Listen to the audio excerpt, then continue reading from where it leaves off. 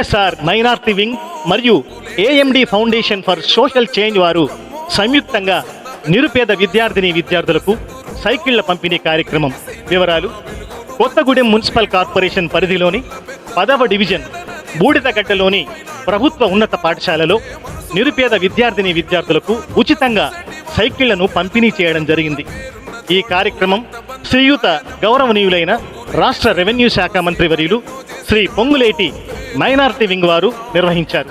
ఈ కార్యక్రమానికి AMD foundation for social change వ్యవస్థాపకులు శ్రీ ఏఎండి ఆదిల్ గారి సహకారంతో ఈ సైకిళ్లను అందజేయడం జరిగింది. ఈ కార్యక్రమానికి డిసిసి అధ్యక్షురాలు శ్రీమతి తోట దేవి ప్రసన్న గారు, మున్సిపల్ కార్పొరేషన్ డిప్యూటీ మేయర్ శ్రీమతి సిరిపురపు లలిత కుమారి గారు ముఖ్య అతిథులుగా హాజరై ఈ ఉచిత సైకిళ్ల పంపిణీ కార్యక్రమాన్ని నిర్వహించారు.